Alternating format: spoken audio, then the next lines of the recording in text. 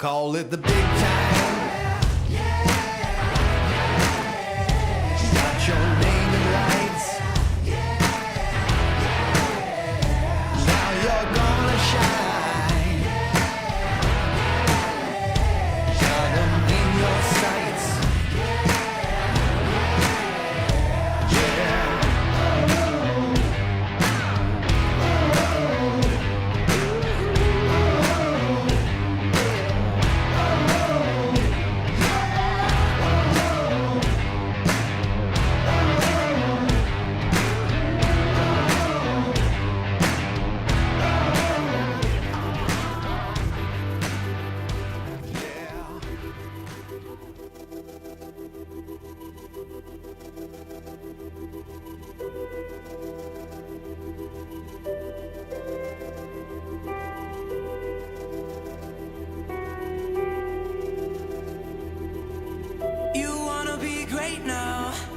You're just trying to find a way out.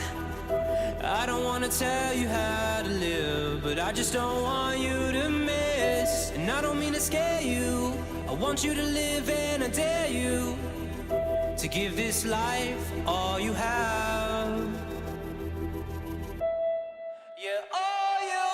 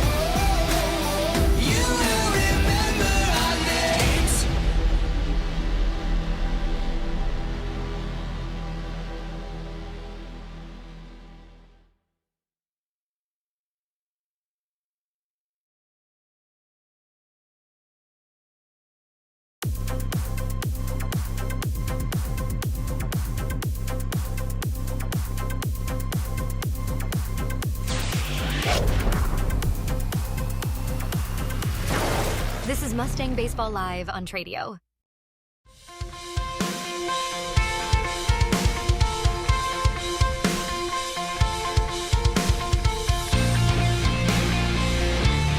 It is Mustang Baseball Live on Tradio. Welcome in here in late February, the 20th day of the month, and it's chilly here at Wiley East. Feels like 34. It's 46 degrees here at Wiley East in this Raiders Invitational. Grapevine taking on Frisco Centennial today, and they look to move to 3-0 on the season. 2 games and 2 wins in Grapevine's 2026 campaign. The back-to-back state champions. And no, this is not Mike Dixon. Wish I could be. But alongside Jeff Knipper as well. Jeff, how you doing today? I'm good, Will. Fortunately, I got a heads up from Trey that it was chilly out here at the ballpark and brought a jacket and gloves, which wasn't part of the original plan. I saw that forecast of a high of 60 and thought a pullover with a long sleeve shirt underneath would be enough, but glad I rethought that and packed with some help from Trey. But it is February, and it's shocking that we really haven't played a game yet in this type of weather. We've had 70 degrees and sunny, and at least right now it's cloudy. I don't think it's going to get a whole lot warmer for at least the first half of this game unless that sun finds a way out from behind the clouds. So we'll just bundle up here, Will, and maybe jog a lap between innings or something to stay warm.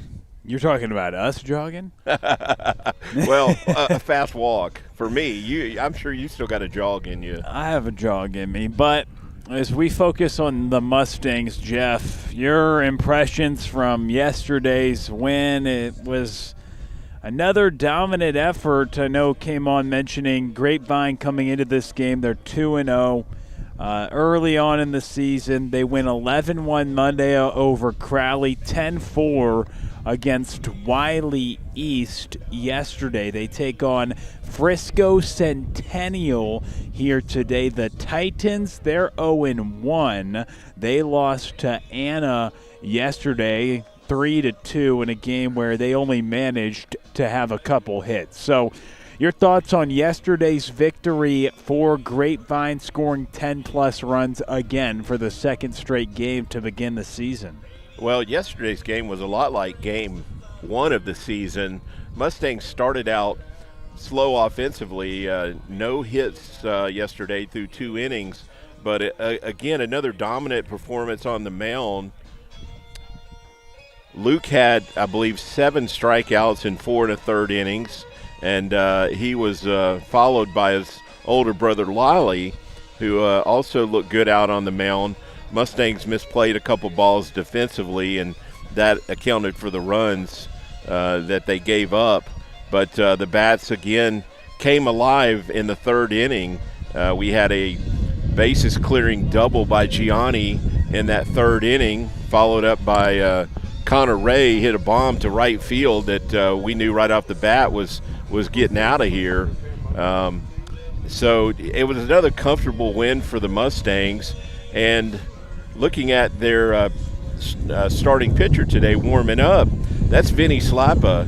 And we saw him pitch 1 inning last well, that was actually Monday. Earlier this week, Monday. Yeah, we saw him pitch 1 inning, and that was my first look at Vinny, and I was really impressed. He's a left-hander with a mid-80s fastball, also has a good curveball, and just had a really good presence on the mound. Obviously knew what he was doing out there, and it prompted me to look back at some JV box scores from last year, and I saw he had a lot of similar outings for the JV team last year. So while I was pleasantly surprised by what I saw, I'm sure the Mustang coaching staff knew what they were going to get from Vinny. And although I did actually trade some messages with Coach Webster, who said Vinny has taken a big step forward since last year.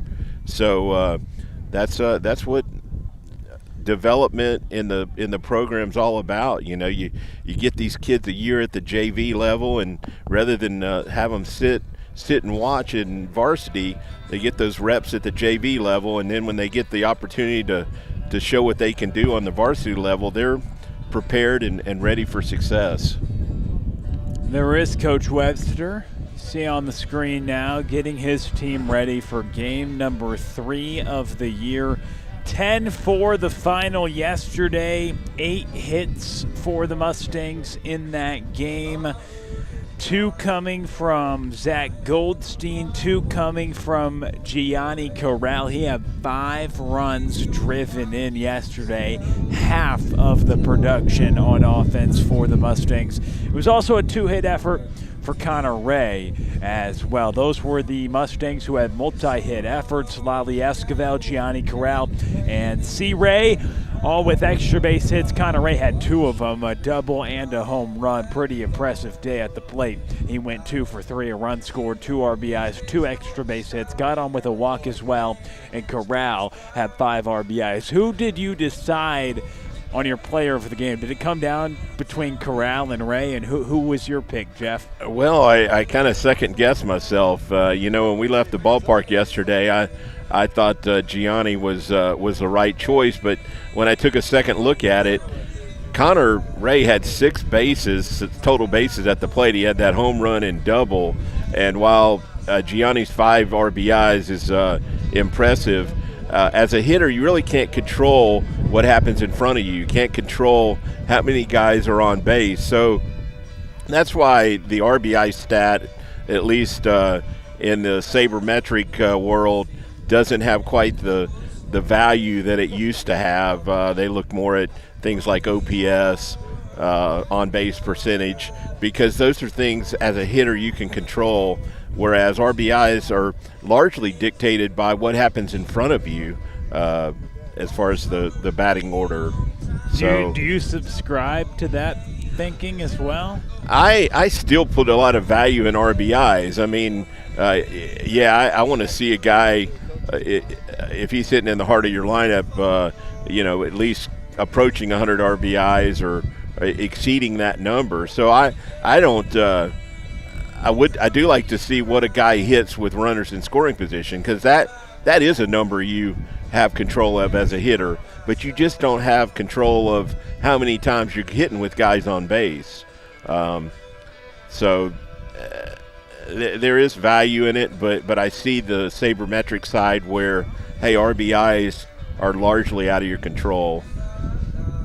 It's an interesting thought, because it feels like offensively, probably on the argument of if the object of the game is to score runs, then, runs driven in probably would be one of the most important statistics out there. But you bring up a good point about not being able to control those situations. I mean, I enjoy that conversation that we get to have about the game of baseball before we get to see a couple more unfold today, Jeff.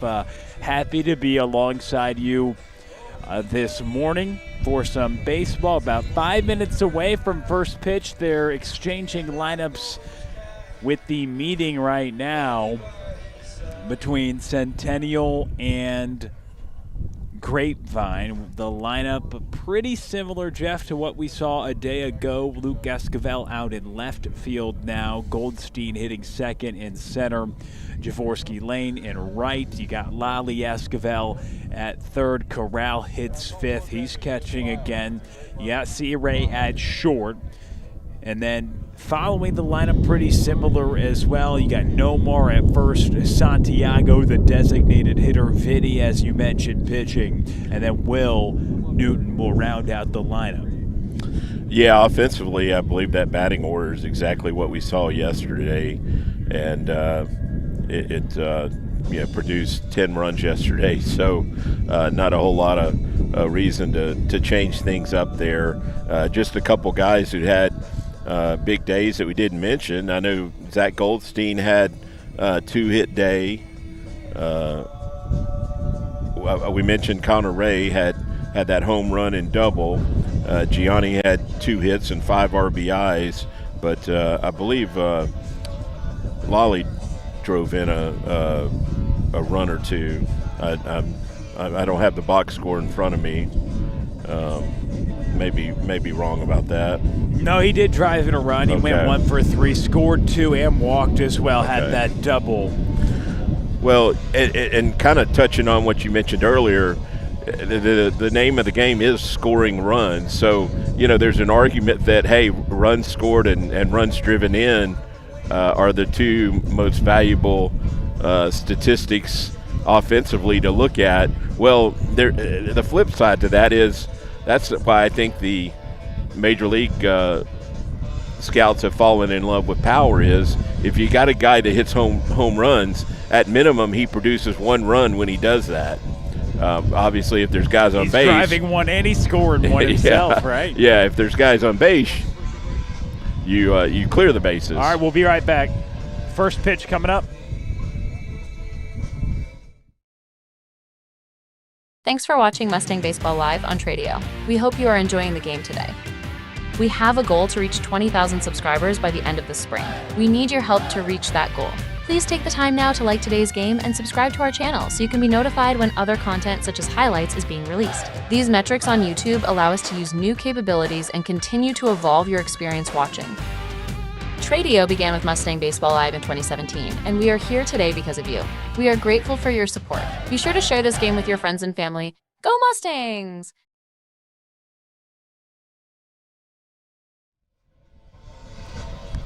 Ready for baseball. He's Jeff Knipper. I'm Will Connerly. This is Mustang Baseball Live on Tradio, game number 3 of the season, and we get a chance for another left-handed starter for Coach Webster. A lot of lefties for the Mustangs this year.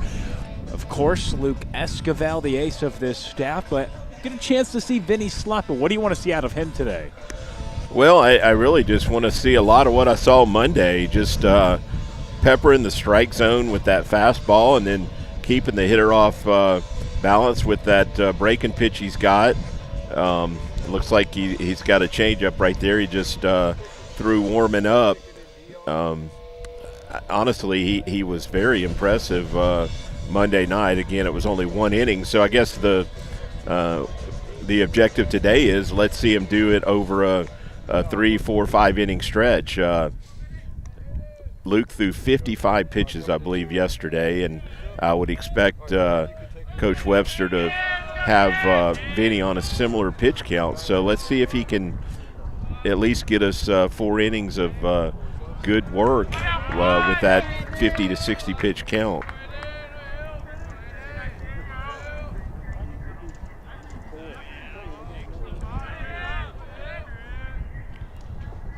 Hayden O leading things off. Wow. And a diving stop made by Ray. He got him. Stretch at first in time. And Jeff Knipper, he gets excited. He got him. Break it down for us. Nice play right there by Connor Ray. He went into the hole, went to a knee, and threw a one-hopper over to Torres at first base. But just an excellent play to start the game right there. And that's the advantage of turf. That's actually they teach that throw. Throw that ball into the turf right there and take advantage of that hop. Efficient start to the outing for Slapa. I'm surprised that Connor and the left side of our infield, Lale, don't have sleeves on today. I'd be wearing sleeves. It's chilly. Feels like in the 30s. Nice fastball here from Slapa. Evan Carter, the center fielder here for Frisco Centennial, at the plate. Not the Evan Carter from the Rangers. That'd be a scary sight.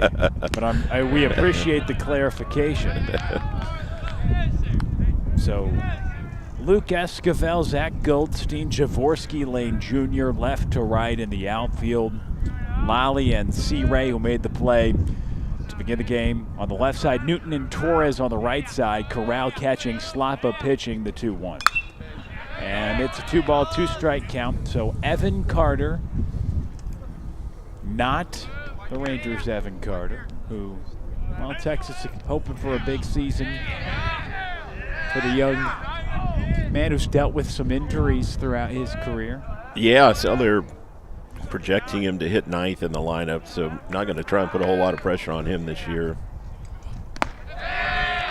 But this Evan Carter here for Centennial, he's trying to get some things going for the Titans, who managed just a couple hits yesterday and a 1-run loss to Anna. You know, Will, this is totally different hitting conditions than we had yesterday. I'll be shocked if someone gets one out of here today. Rung up, strike 3. Carter caught looking. Nice start to the outing for the lefty. 2 up, 2 down. You'd be shocked if somebody leaves the yard today in these frigid conditions? I will. That ball just does not travel. The wind's blowing in. It would take really a heck of an effort to get one out of here today, at least this morning. We'll see if this afternoon the weather changes some. Up and out on the offering, with the first 2 retired here for Slapa, getting a chance to start for the first time this season. As Jeff mentioned, the coaching staff believes that he's really taken a big step, and that is fouled away right side. Batting now is the first baseman, Matthew Achanes, with 2 outs.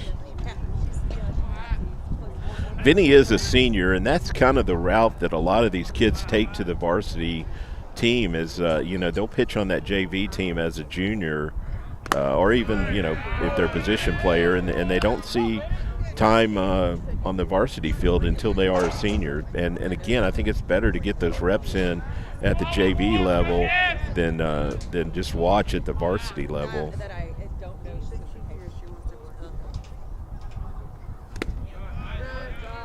2 balls, 2 strikes to Achanes.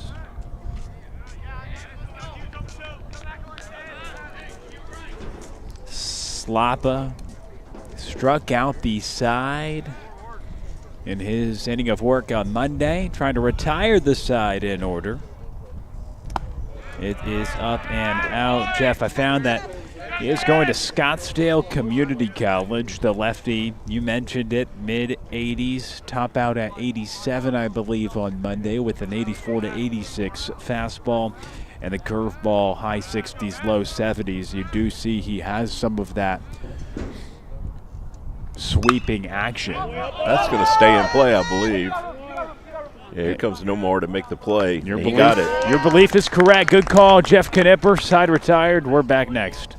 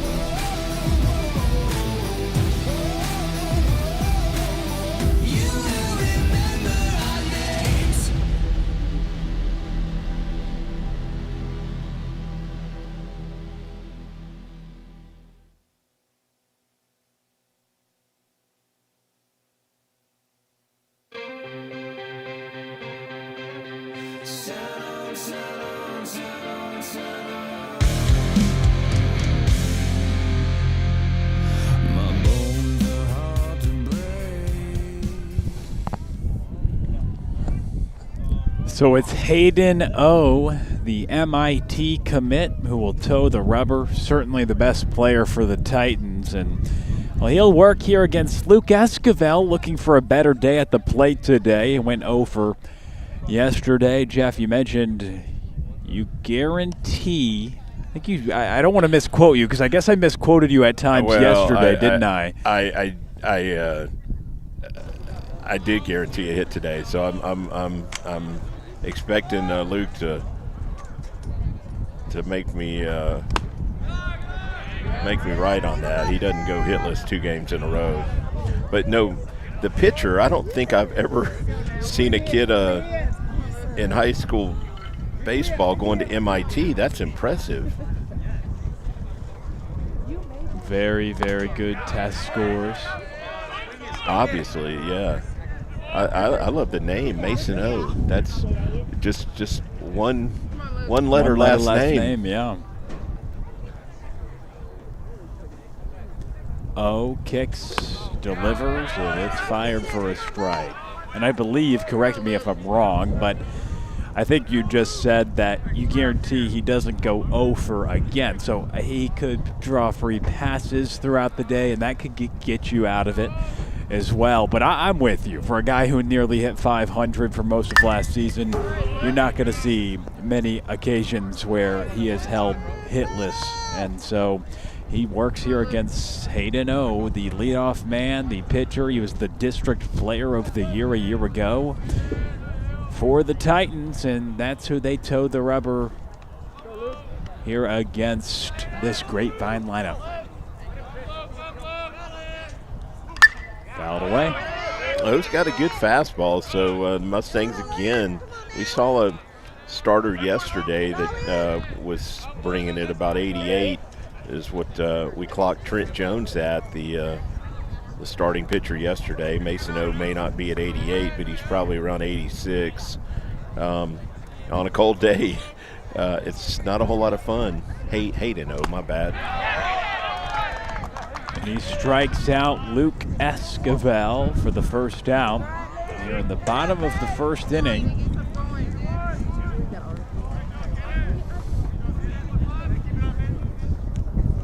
So that'll bring up Zack Goldstein, senior. He's been swinging it well, had a pair of hits yesterday in the 10-run outburst for this Mustangs offense. Also had a line drive out. He was really on the ball all day. He hit that ball in the first inning that the right fielder made a diving catch on. That hits Goldstein. He'll take first. Gets him in the shoe. It looked like that, Jeff, right in the foot. Fortunately, it was just a glancing blow. Today would hurt a little bit if you catch one on the bone. Right. That is one way to get aboard a hit by pitch, but he definitely didn't have to pay a full price, right? Yeah. You've had a lot of seams, Mark, so I'm sure having to get down to first, but when it grazes your shoe, I think that's one of the best areas. And oh, here comes Jorvorskie Lane Jr. Watches the first upstairs. He did score a couple runs yesterday, Jeff. Plenty of scouts in attendance to watch one of the top senior prospects in the country. Yeah, they have braved the cold weather to get out here and see Jorvorskie again. He certainly is due to heat up here. Drew a couple walks, scored a couple runs in yesterday's game. It's a ball and a strike here. Yeah, he actually looked at a couple third strikes. I'd really like to see a little more aggressiveness from him at the plate. And don't leave it up to the umpire. You know, if that ball is good enough to be called a strike, you need to be swinging. So a ball and a strike is the count. With the powerful Lane at the plate. And he watches that on the outer half. Good spot from Hayden O. He's ahead 1-2 in the count. Yeah, you find yourself in these pitchers' counts, and they kind of have you at their mercy. Well up, 2 balls, 2 strikes.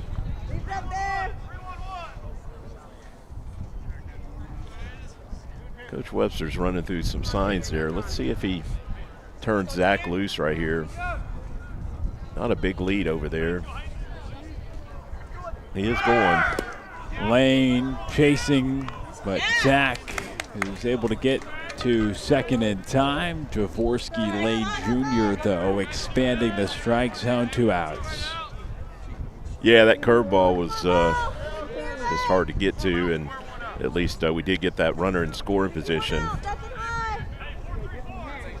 If you feel like they're going to throw that curveball, it is a good pitch to run on, so that was at least timed up well.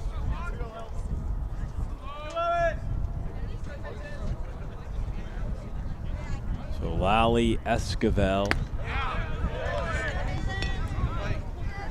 the powerful senior leader of this team, many of them. One a guy on second also, big leader of this team. A lot of good senior leadership, especially for multiple of them that now have won 2 state championships, and they want to try to prove it, to go do it again. They're trying to get on the board here in the bottom of the first inning. It's 8-0 on the hill, and Lale Esquivel at the plate had another extra base hit yesterday after hitting a home run in the season opener. Yeah, I was thinking about our home run. We've had a home run in each game so far this year, and I bet for the season last year we didn't have more than 5. So the Mustangs are already on a much better home run pace through 2 games.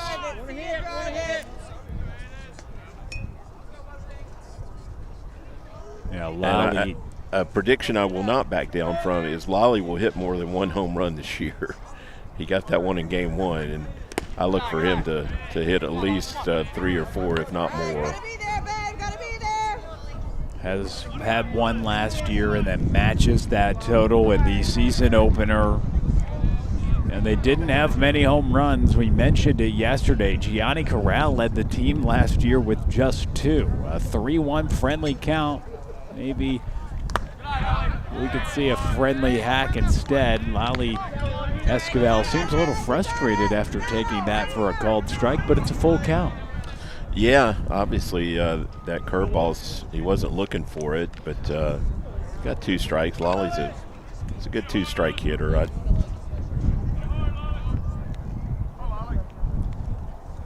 Swing and a miss. 8-0 with a pair of punch-outs. He sets down Lane and Esquivel. We go on. No score after an inning.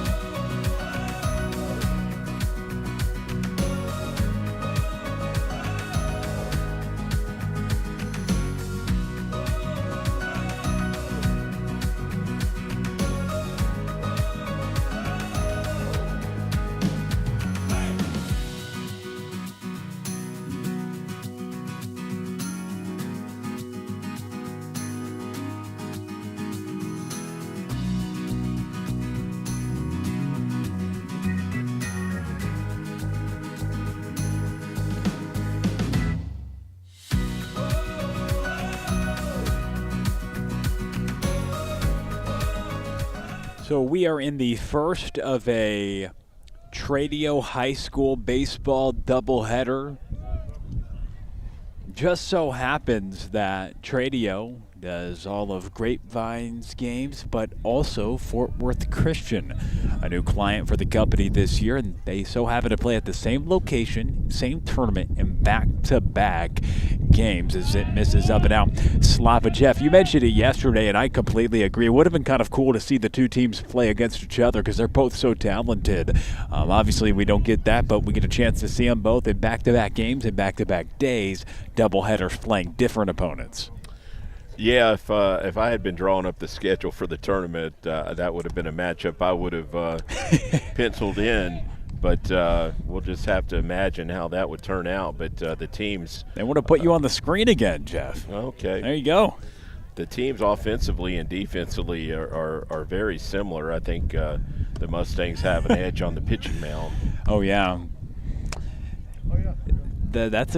It's a fun conversation to think about, especially same tournament. We're getting to see both teams back-to-back. You're going to have, which I know a lot of people don't like this, but you're going to maybe have a barometer because you play common opponents, but I know that's something you're not a huge fan of. You got to be a big fan of what Vinnie Slapa's done to start this game, though. Yeah, he's picking up where he left off Monday. My only problem with looking at it that way is in baseball. There's a lot of variables involved, like the pitching. Right. That's the big variable. Did your ace go against their worst pitcher, vice versa? Yeah, and you get deep in a tournament, a lot of times you're looking at the team's fourth or fifth, best arm. Whereas if you actually were playing them in a game that meant something, you'd have one of your top arms out there. So that is in for a strike. 0-2 count. Spencer Llewellyn strikes out to begin the inning. And now Casey Cox at the plate, the left fielder. Slapa looking good, Jeff. I know you're not surprised after he retired the side in order on Monday, but the first five now retired to begin this. That was a nice catch by Lane, ranging in foul territory. And with a windy day, not an easy grab. Jeff, here's another look at it. Okay. Yeah, he went a long ways to get to that. And that wind, I'm sure, was pushing it closer to the fence over there. Good job staying with it and not crashing into the fence. As he falls down, second grade. He's made a couple of nifty plays out in right. He has. Campaign. I like how Vinny works quick and, again, just throwing a lot of strikes. This is a day where don't make your defense stand out there too long. Let them get back to the dugout and put a jacket on and warm up. Ryan Weilbacher now down 0-2 in the count. He's looking for an efficient inning.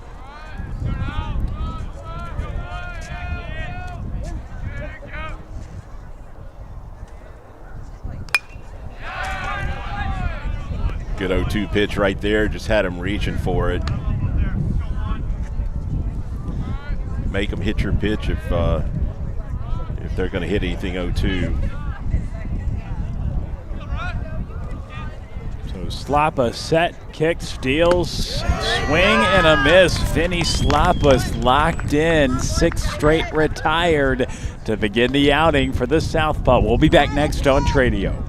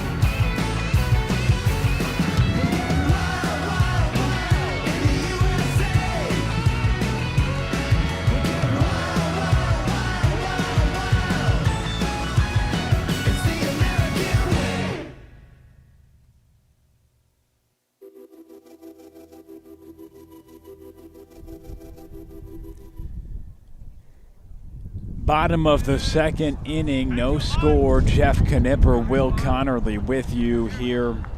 Raider Invitational. Connor Ray. Actually, it's Gianni Corral at the plate. We're a batter head on the screen. And now Connor Ray up to the plate. It was just foreshadowing, right? We were saying we knew it was going to be a speedy at-bat. Yeah. Despite a guy with 5 runs driven in yesterday. Here's a man who had 6 total bases, a home run and a double. I know I had time or two. You get a batter ahead of yourself. There we go. That's when you have Jeff Knipper. Yeah, first pitch out for Gianni. That's a big hit. Ray is continuing to swing it at a high level. Homer double yesterday. Backside single to begin things here today. Really good swing right there. Just serving that ball out there to left field. These scouts may stumble on a kid like Connor Ray that they didn't necessarily come out to see. He is only a junior this year, and I just have been impressed with him ever since I saw him as a sophomore last year. He's off running, takes second. Nomar Torres is at the plate. So the leadoff man gets a ground out, and then it's Ray here stealing second. Man in scoring position. Interesting on that replay, Connor was looking in, so the hitter didn't have a take. Torres watching.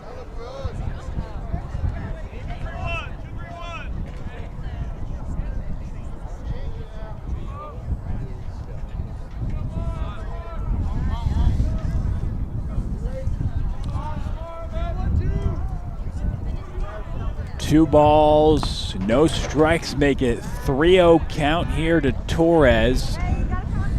The runner in Ray stole first. He's now at second. Here on a 3-0 count, Hayden O. Will there be aggression here? Probably taken. Let's see. Up and in, a wise decision to take because now it's runners on first and second. The Mustangs, they had really big innings yesterday when they were able to get runners aboard, take advantage of free passes, and that 10-run effort that they put together against Wiley East. And it was the third inning they scored 4 runs. The fourth inning they scored 5 runs. Santiago Montes up at the plate now with runners on first and second, and we'll see if the Mustangs could maybe get something cooking for another crooked inning here on a chilly day. Yeah, this would be an inning ahead of our pace in the first 2 games, and I think there's something to say with the fact that that third inning is when guys typically get their second look at the starting pitcher. That usually helps the batter.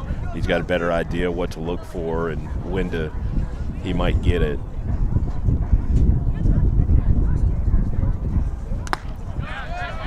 That is called for a strike. You know, Jeff, in between innings, we had somebody come up and ask us, why are we doing this? I'm not sure if you heard that question being asked, but it was cool for the response, and I was a little bit caught off guard. You know, why are you doing this? And obviously the school and the Trey Bell and the Tradio and Jeff Knipper and everybody involved.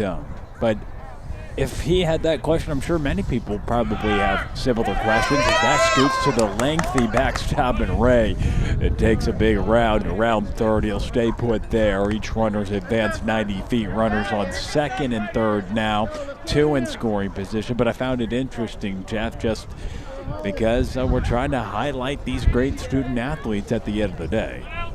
Well, I had a cool conversation after the Fort Worth Christian game yesterday with Griffin Carney's grandparents, and they told me they watched the broadcast from Chicago and how much they love it. And that's the stuff that Trey and I love to hear, is these relatives and friends get to watch these games on the broadcast when they can't get to the ballpark. And that really makes my day to hear that hey, there's a family in another state or in another town that's enjoying watching their athlete play on Tradio. And look at that picture, you know, I mean, get to watch your kid in high def like that, or your grandson. It just doesn't get a whole lot better. That's a big component of it. I mean, at least for both of us, have a big passion for the game and covering the game and wanted to do a great job. And I think at the end of the day, it's been something that's been going on, like you said, for 4 years, and trying to continue to not only grow the broadcast, but capture the moments for this team. There is a big strikeout. Hayden O has come up with a couple of big strikeouts. He had 2 in the first inning. And there he comes up with a big one. It brings up Will Newton, still with runners on second and third. Yeah, we've had a little trouble catching up with his fastball so far. He's thrown it by us a couple times. Connor Ray's the only one really to square up a ball so far. Let's see if Will can pick up a big two-out hit.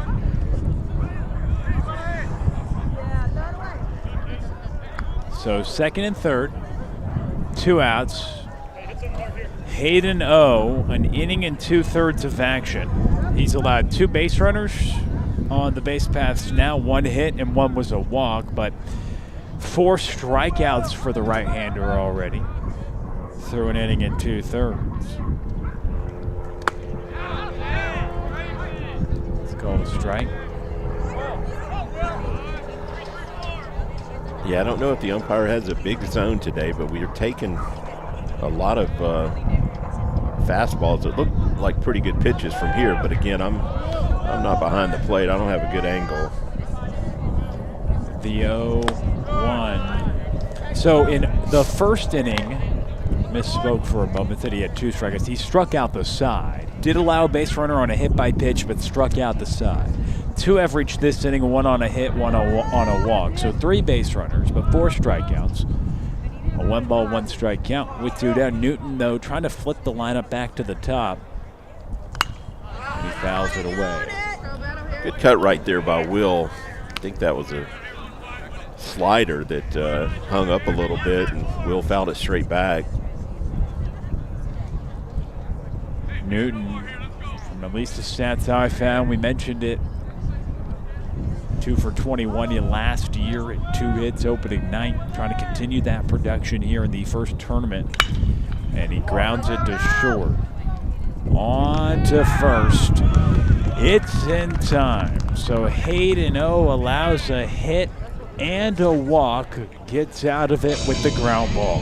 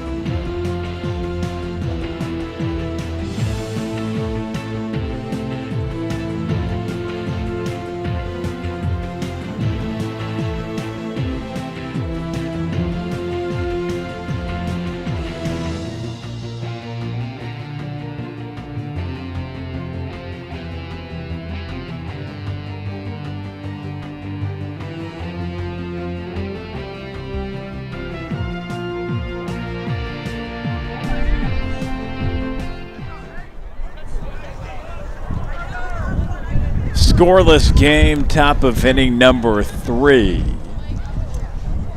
And this lefty has looked good, Jeff. Vinnie Slapa. Curious your thoughts after this pitch. It's in for a strike. What do you think his role on this team will be this year? Is it too early to tell if he can keep throwing like this? Well, I think I said yesterday that I look for the Esquivel brothers to be our top 2 starters, but Vinny's certainly making a case that he needs to get some opportunities also to start. And sometimes, again, especially in the playoffs, you need 3 starters. But he's certainly early earning. Ray, what a great play. Carter Hughes is retired. Stretch made at first, but Ray, man, he can play that position. Yeah, he's makes all the plays he should make defensively and makes some that he should not make. Just some outstanding plays. That he made that one look easy, but that's a tough play, throwing that ball on the run, and nice stretch over there by Torres to go up and get that one.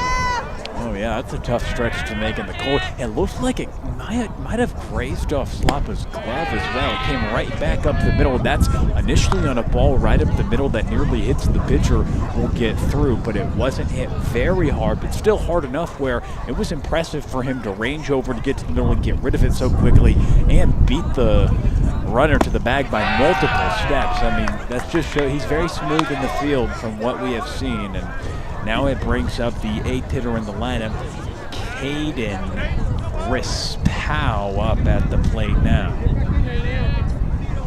Yeah, there's a lot more fanfare for the shortstop in the next game, but Connor is an excellent player in his own right. Oh, next game, you're hinting at the Grady top Emerson. prospect in the country, I see. Yeah, it's been fun to cover him also on Tradio through the young part of this season. Certainly had a memorable moment yesterday when he obliterated a baseball as it's on the right side. And making a grab for the second out. Just sure-handed over there so far at first base for Nomar. I don't know if it's intentional, but Vinny's even got the crooked hat of a left-hander. You see that? It may be intentional. Just he's got that hat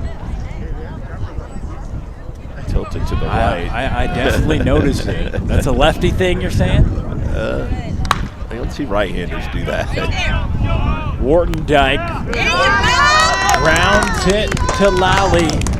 And Esquivel throws it across the diamond side. Retired. Vinnie Slapa is carving right now.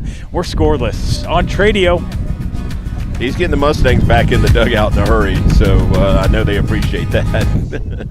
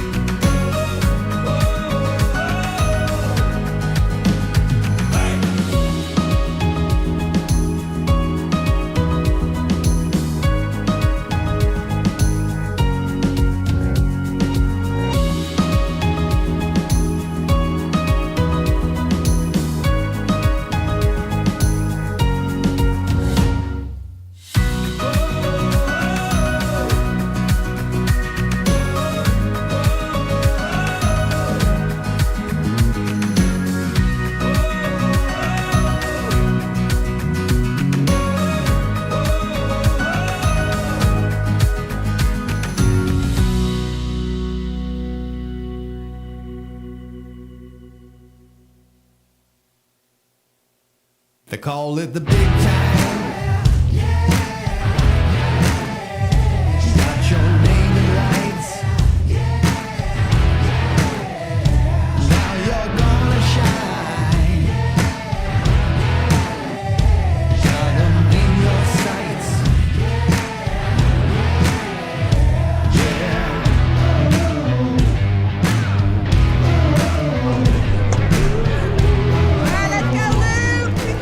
49 degrees here in Wiley, Texas. It feels like 37. A lot of the fans, I know they decided to show us on the screen a couple innings ago. You saw us bundled up, but plenty of the fans also bundled up as well. But they're out here enjoying some baseball. Grapevine and Frisco Centennial. Luke Esquivel now hits for a second time, the leadoff man here for the Mustangs. Yeah, I see one portable heater. I was kind of curious if the Mustangs have one in their dugout, but I'm guessing they don't because I haven't seen them huddled around anything. Let's see if Luke can make me look like I know what I'm talking about. I'm predicting a hit for him today. I'm not even going to say a walk is enough to get me off the hook. Well, he does get aboard after an 0-for-5 effort yesterday and striking out in the first inning today. He draws a free pass, and maybe that can start things. It's Hayden O, the MIT commit, leadoff man, just by far their best player when you just look at their numbers and what he did within their district, being the MVP of the league a year ago. And he's been pretty effective, racking up some strikeouts against the Mustangs lineup for the first trip through. But the third inning, when these batters get a second crack at a pitcher, at least through the first two games, has opened things up. Can the same be true in this inning? That's the question. Yeah, the Mustangs have come alive in this third inning in games 1 and 2. 8-0 has been impressive, though. Only allowed one hit our first time through the lineup. He fields his position well, flips it. Goldstein sacrifice, advancing the runner from first to second, and Luke Esquivel. And so Jorvorskie Lane Jr. will come up. He was caught looking twice yesterday, and he went fishing for a breaking ball outside the zone in his first AB today. Did walk twice and score a pair of runs with the 10-run effort. And we'll see what the highly touted senior outfielder can do with a runner in scoring position. Yeah, good job by Luke moving that runner. It was a pretty good bunt, but Hayden O got off the mound in a hurry and got to it. It's only a matter of time for Jorvorskie Lane Jr. I know, at least for Grapevine fans, of course, anticipating his entrance into this program. You're anticipating a lot, but based on his track record, it feels like it's just a matter of time before we see him really connect on one. All that power over at O.D. Wyatt with all the home runs he hit.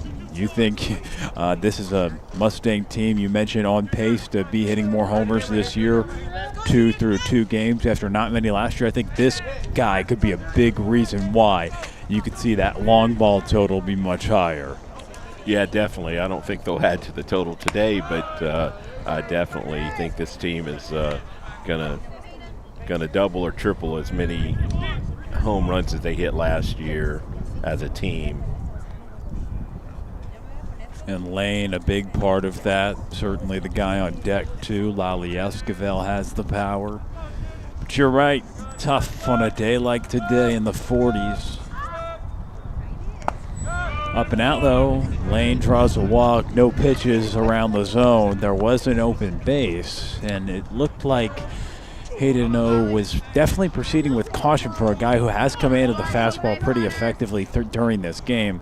Kind of looked like he just wanted to pitch around Lane there. Yeah, I agree with that. He didn't really give Jorvorskie anything to consider.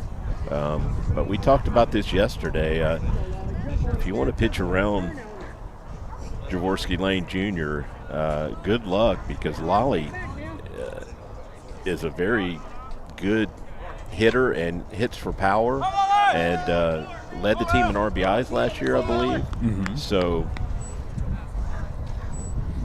I wouldn't recommend that approach. Well, it's a tough approach to make, but you're right. You might as well. And Lale was trying to connect on one. Big hack. Swing and a miss. Yeah, just swung right through it. Still looks like he's trying to get his timing down today. I'm fairly certain the team didn't take any batting practice before the game today, and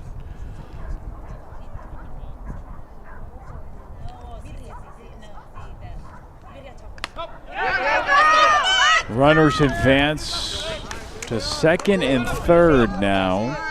So Lale Esquivel, who had a big RBI day on opening day, was able to add on to that total in yesterday's 10-4 6-run win over Wiley East with an RBI. It is a couple out there now in a scoreless game,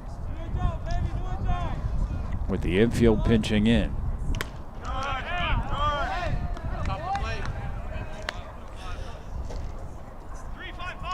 yeah, the Titans certainly are going to try and cut that run down at the plate.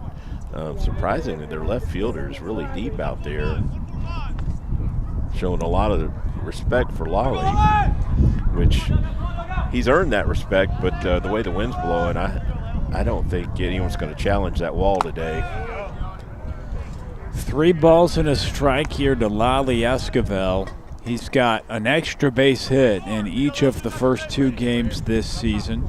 Homer, then double in the first 2. He has 4 runs driven in. Looking for a couple more here. 3-1 count. Let's see if he gets something to hit. He fouls it away. We've got a payoff pitch upcoming. Yeah, he got a slider right there and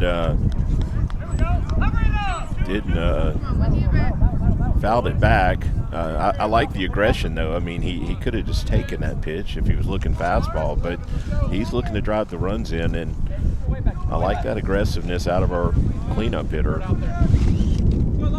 Full count.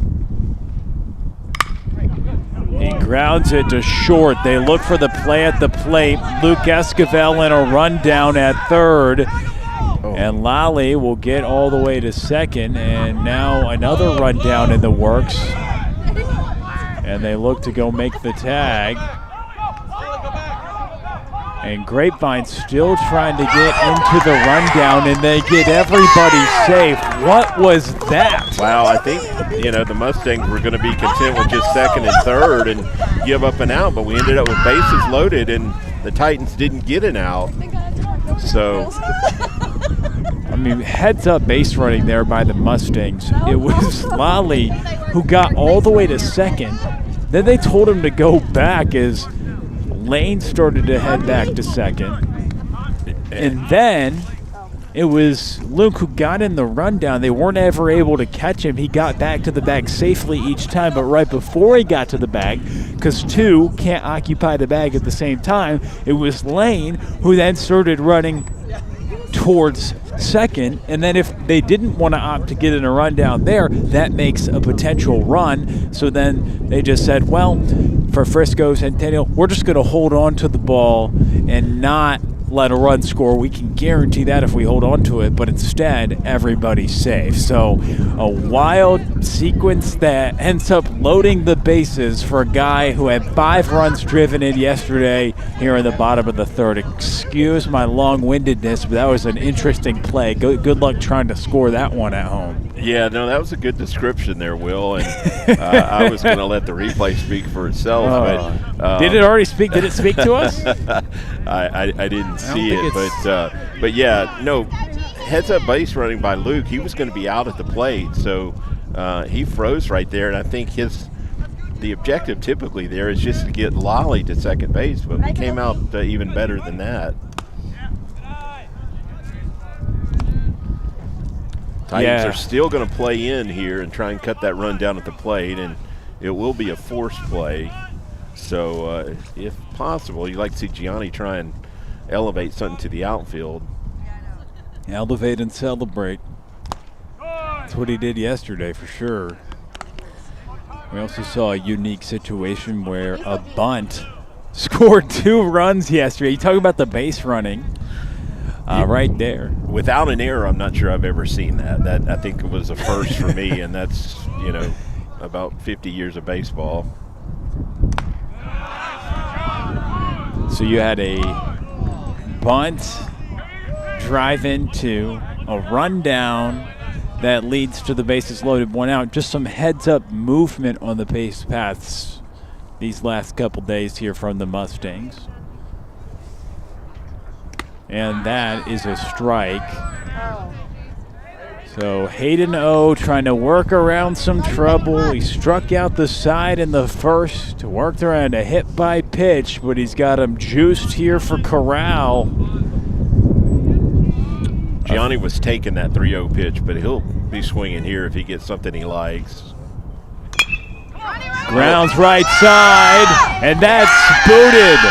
1 run, and Luke Esquivel comes across to score. Here comes Jorvorskie Lane, and it's a 2-0 lead for the Mustangs.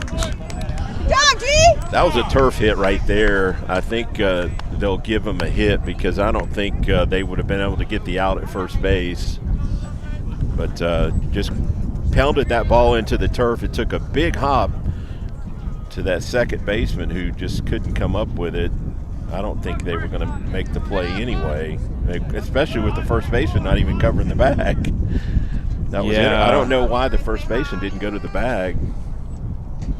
So you think that goes down as a hit? Well, it's borderline. Home team scoring versus away team scoring may determine that result as well. I'll check Game Changer. And each team has their own statistics that they keep. So I'm with you there. But second and third now here for Ray. And he lifts one backside again, and it's down. Ray's got extra bases. Lale Esquivel being waved home. Here comes another run, and this man is swinging the bat here this weekend. Connor Ray with another extra base hit, and he drives in a couple more. 4-0 Grapevine. Yeah, that ball was pretty well hit, but that wind was really messing with it. The left fielder dove for it and couldn't come up with it. I think the wind actually knocked it down. That's a play where without that wind, the left fielder might get to it, but the wind knocked it down and kept the left fielder from getting to it. Here is senior Nomar Torres. And that scoots behind. Ray comes across to score. And so he goes home run, double yesterday. He's 2 for 2 with a triple and a single today, both of them using the opposite field. And then he pulled a home run really far yesterday. So he is showcasing his power here at Wiley East this weekend to all parts of the field. Yeah, he's swinging a hot bat, which is not surprising because he really had a solid sophomore season last year, and I felt like just got better as the season went along. Fouled away. So Ray has hit safely in every game. The first 3 games of the season, he's had at least 1 hit. He's got 2 in each of the last 2, and he's driven in a lot of runs as well, and 3 RBI in the opener and 2 on that swing right there, and he's fast. He's probably going to be one of your top stolen base guys. I mean, it's an impressive first few games he's putting together. Torres caught looking, though, for the second out. Yeah, I was looking at Game Changer, and the scorer gave Gianni an error on that ball, or gave it the error to the Titans, but gave him 2 RBIs. So you can't. It's one or the other. If you get a hit, then you get the RBIs. But if there was an error there, then you can't give him the RBIs. Right. And that's where what we brought up yesterday,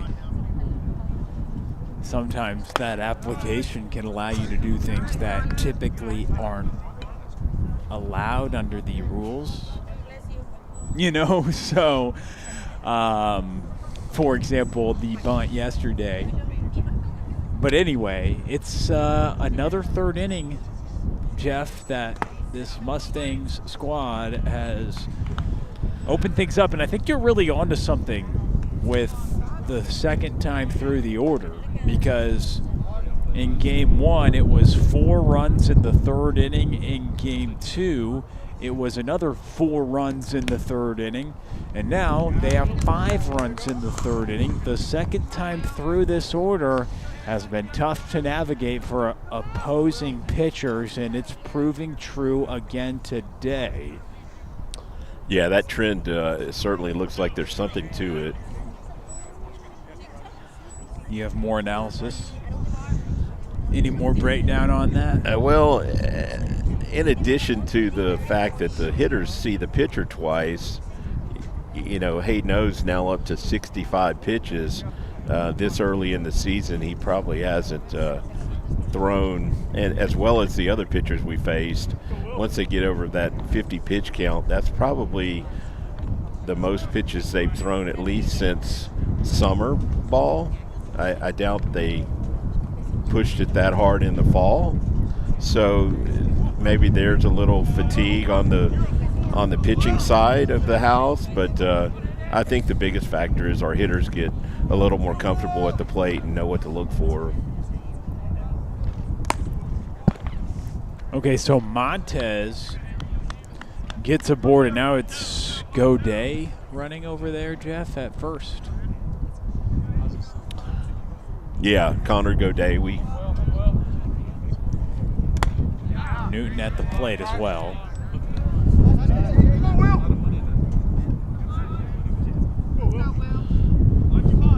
Yeah, I'm trying to think. You can run for your catcher, but why would we get to run for the DH? I guess you normally can run for your pitcher and your catcher, but since we don't run for Luke, you can run for the DH. It's the DH, right? So you could pinch run and then re-enter the DH back to hit, right? That is unique. In high school baseball, you are allowed to have one substitution, but you don't lose that guy in the lineup, whereas if you pinch ran for a guy, that's probably going to be an out right there. So Newton is retired. But to finish your thought, typically if you pinch run for a guy, you lose them from the lineup. That's how it is in the major leagues, and that's, I believe, how it is even in college baseball. But here in Texas, at least in high school, you can pinch run for a guy without losing them in the lineup, and I like that. It gets more guys into the game and keeps guys involved. So good job allowing that. It's unique though. You don't typically get to pinch run for your DH. You get courtesy runners for your catcher without, that's a constant as long as you take advantage of it.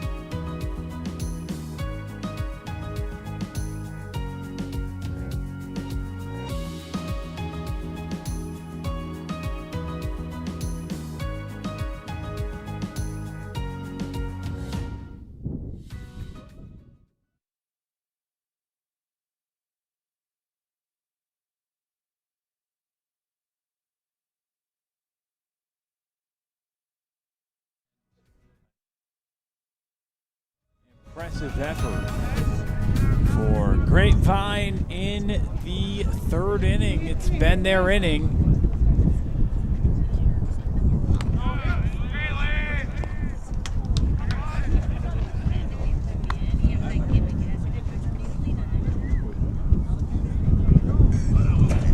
So 13 runs so far.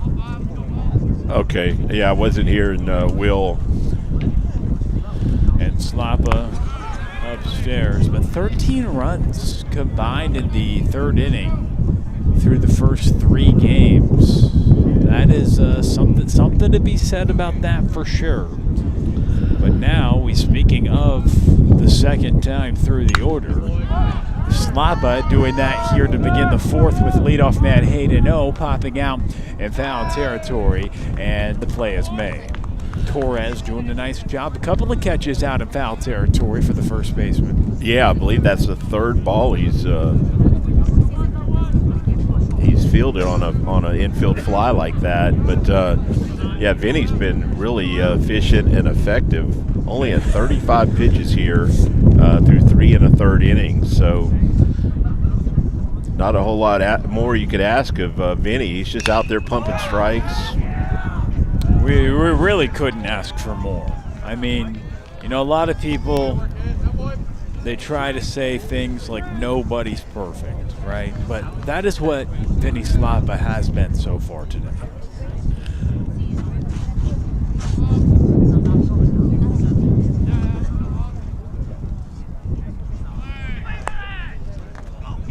As he has retired everybody he's faced, Jeff. Through 3 Yeah, he's third. perfect here so far through 3 1/3. Has faced the minimum number of hitters. Yeah, he's got a perfect game going.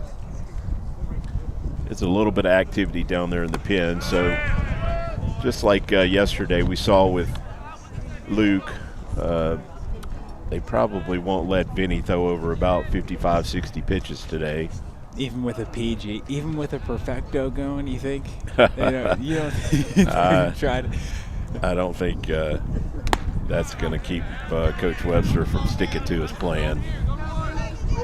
They were really committed to a plan Monday, 5 different pitchers in an inning. Yesterday, though, it was Luke Esquivel who started it. His brother finished it, and so now wonder who else will get on the mound. They have a lot of pitchers, and so you're right, and they'll have a chance to continue to try to figure that out tomorrow as well in terms of the arms. It seems like everybody gets a chance to pitch when you have so many games in back-to-back-to-back fashion. Full count pitch. Yeah, I'm fairly certain if Monday's game had gone 7 innings, we'd have seen 7 pitchers. I know there's a couple of kids that didn't pitch that are pitchers. Reed Wyndham is a kid that pitched for the JV last year and pitched well. I think he would have gotten an inning of work, and I know Zack Goldstein, our center fielder, also does some pitching. He probably would have gotten an inning if we'd have made it to 7 innings. Foul ball. The perfecto still intact. I mean, is it too early? Like, we're in the fourth, kind of. We did the thing where we came out and said it. You know, sometimes I know people don't want to talk about it, but in a game where we're fairly certain that he's not really going to have a chance to pitch a perfect game just because of sheer number of pitches, we just, we go out and say it. Some people kind of are hesitant. I'm sure you've dealt with that with so many dominant pitchers for Grapevine over the past few years, and how you navigate those things, and on the call with Trey Bell. But we flat out said it today for Slapa making his first start. It's been impressive. Definitely. As he gets a base hit. Well, there we go. All that is over. Evan Carter breaks things up here for Centennial. Still has been a fantastic outing so far for Slapa. And again, he is just over 40 pitches now with 1 gone in the fourth.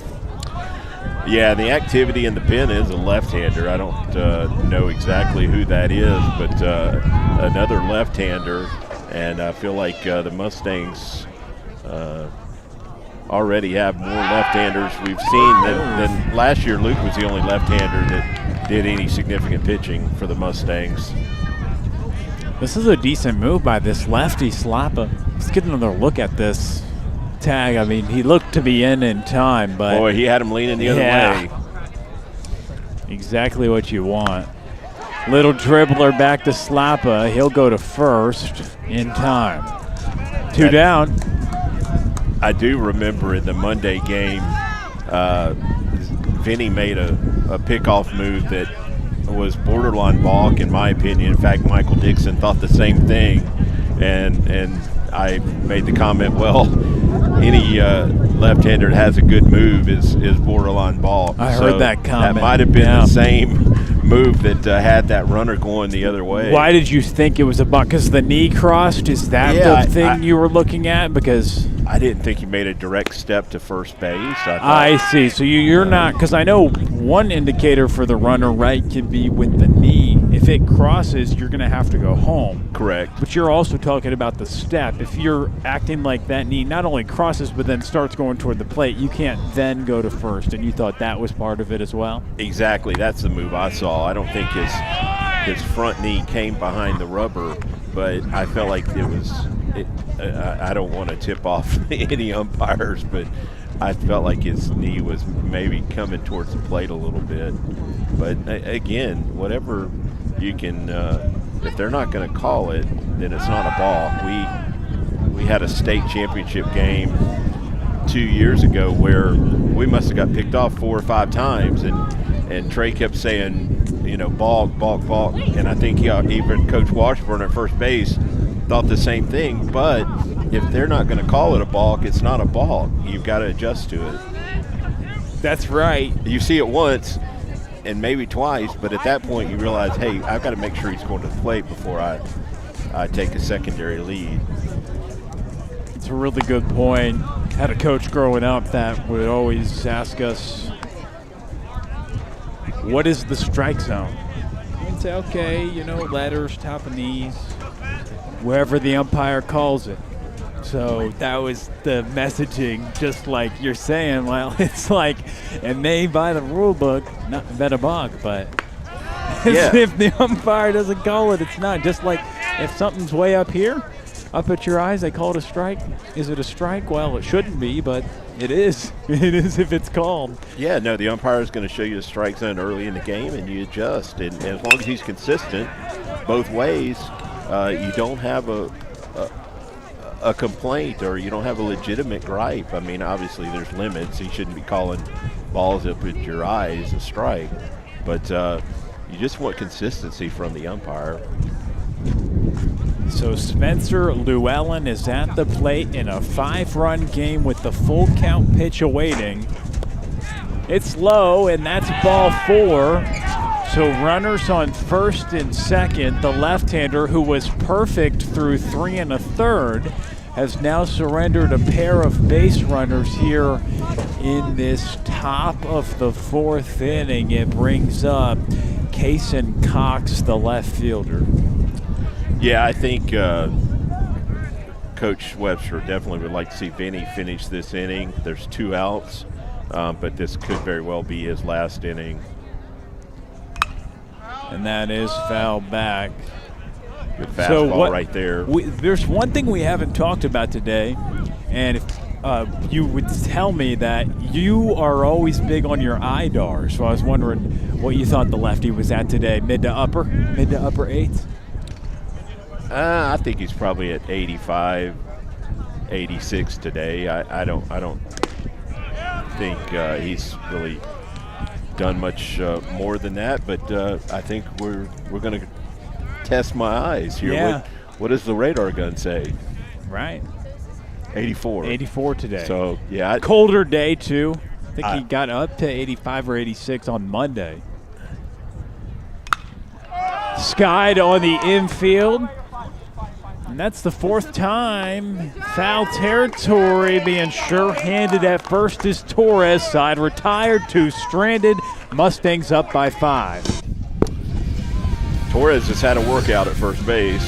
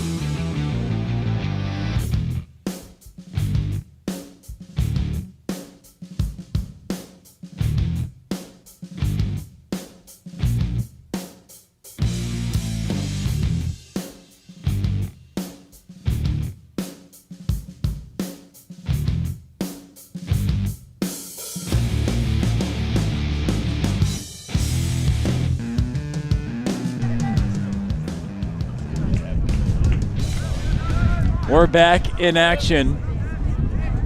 He is Jeff Knipper. I'm Will Connerly. It's a 5-0 score here on Mustang Baseball Live on Tradio. So the day is done for the Centennial Titans starter. And new arm into the game, Preston Sykes. He comes in relief of Hayden O, who 3 innings, 2 hits, 5 runs, 3 earned, 5 strikeouts, 4 walks. Here is Luke Esquivel. Yeah, Sykes doesn't have the velocity that Hayden O had. I think the hitters should have a little easier time barreling up more balls. We do have 5 runs, but we've done that with only 2 hits.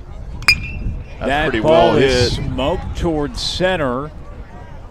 But there to make the grab for the first out. Luke Esquivel, he reached and came around to score in that massive 3rd inning where 5 came across. It brings up Zack Goldstein after Evan Carter makes the grab in center field. Yeah, that ball Luke hit right there yesterday probably is off the wall. I don't know that it gets out of here, but today with that wind, a pretty easy play for the center fielder. Yeah, you got a really good piece of it, but tough in the conditions. First time seeing the new arm, and definitely a different repertoire than we saw from Hayden O, the pledge to MIT. Swing and a miss to take something off. 1-1 count. Yeah, the ball's just not going to carry today. It's a combination of things. That cold weather, you just can't compress the baseball.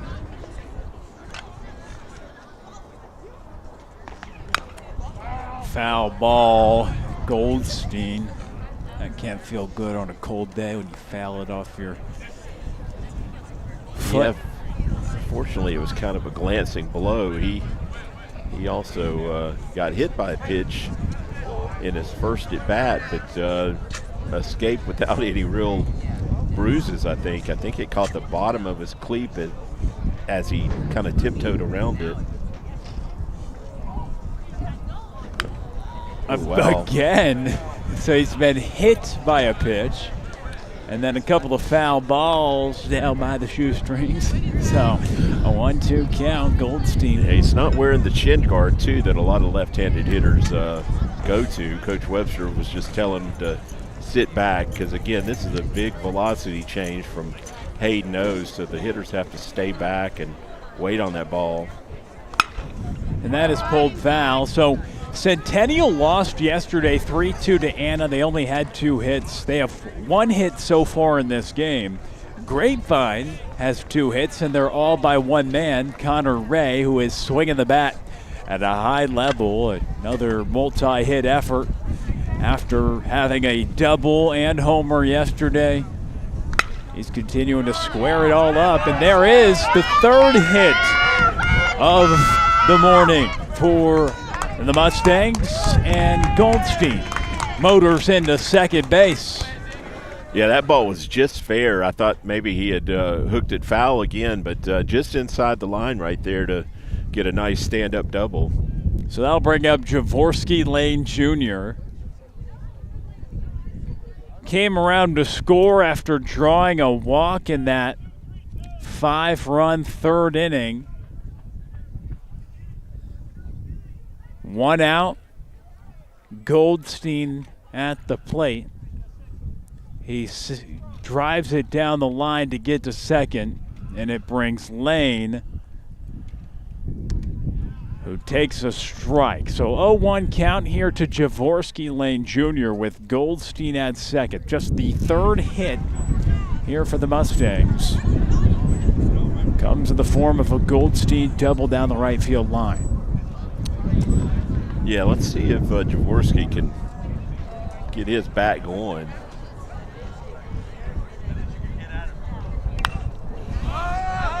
Fouls that one back.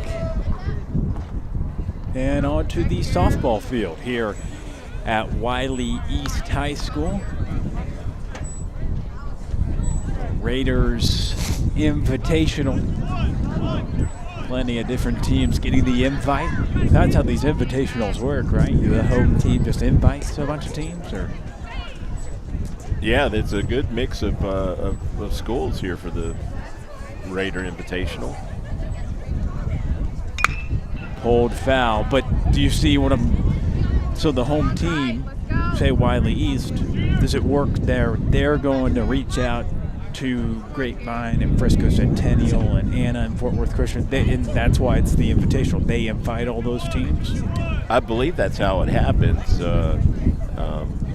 Coach Webster would be able to give a better answer, but it makes sense if you're going to call it invitational. Right. You pick out your field, I guess. But if it's a classic, it's different, right? That's what we had last week. Lane expanded the zone a little bit outside, just as we saw in his first AB. He goes down on strikes. It brings up Lale Esquivel with a runner at second in the form of Zack Goldstein, a 5-run lead. Yeah, let's see if Lale can pick Jorvorskie up right there. Jorvorskie's just, I think at this point it's gotten a little bit mental more than physical. Just can't seem to get that first hit off his back.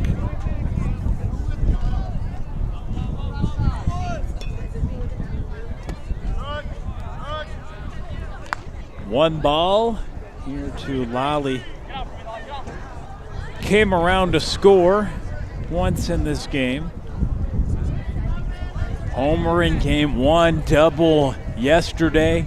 He's had a couple of really nice swings to begin this year. It's nice to see early on with a hitter finding rhythm. Yeah, Lale gets a lot of good swings. And there's a good swing as well. That'll drive in Goldstein. Another game, another RBI for Lale Esquivel, looking to take second. He does. Yeah, that ball got away from that center fielder. I wasn't sure Lale was going to get there, but he did. And with 2 outs, that's a good risk to take. Try and get a runner in scoring position. Another look here, the 5th RBI already. He drives it right up the middle.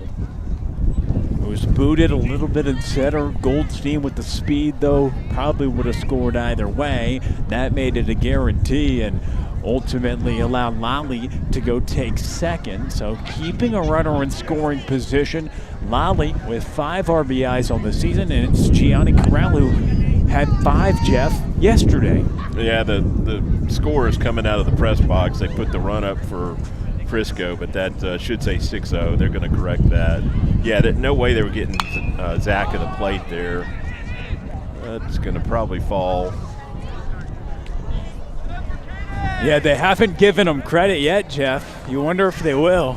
Yeah. Just for the fans who know that the information that comes in our scoreboard is coming from the press box. So correct. We're only as good as information as we get from that. Oh, there we go. 6. Yep. So they got it right. They're on it quick. So it is 6-0. After Lale Esquivel has an RBI. He's at second. And that is a little dribbler. Gianni Corral. So he has 7 RBIs so far. If you go off Game Changer. I think that's the stats we use. So, I mean, there's because he had 5 yesterday, and then he was credited with 2, despite it being ruled as an error, which not necessarily sure that's possible, but we go with it, right? Yeah, I don't know how you can pick up RBIs if you're going to call it an error, but I would have been fine if they'd called it a hit. I think it was going to be a tough play. First baseman didn't even cover the bag, and the second baseman was going to have a tough time getting the ball and getting it to first base ahead of the runner. But for stats purposes, whatever that means to people, it's skied high in the outfield and left. It's actually so shallow the shortstop comes to make the grab, and that will end the threat for the Mustangs. They add on a run, and we continue here on Tradio.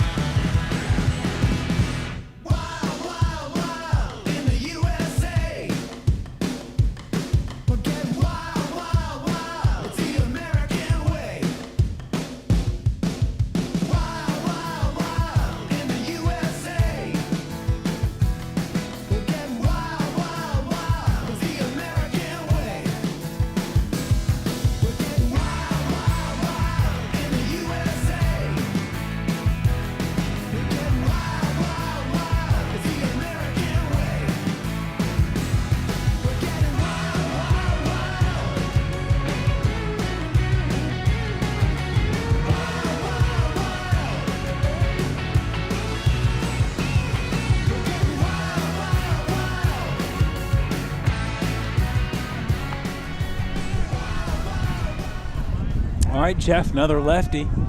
Jack Swenson now into the game.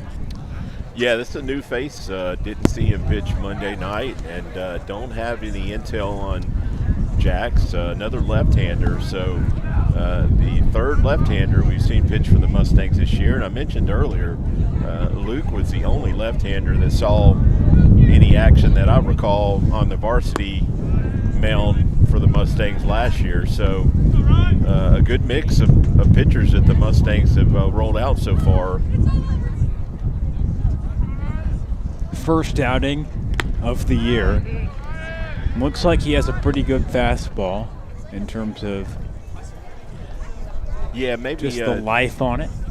Not quite getting it up there as quick as Vinny did, but definitely probably low 80s would be my guess. 82, maybe 83 on that fastball. Vinny topped at 85 today, according to sources.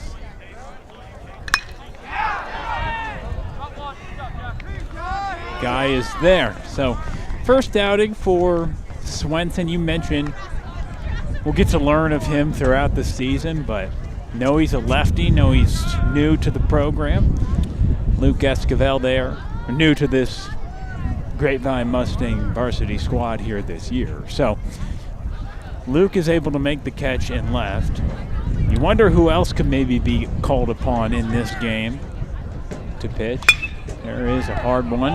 It's caught at first. Man, how active can Torres be over there? It feels like every ball is coming.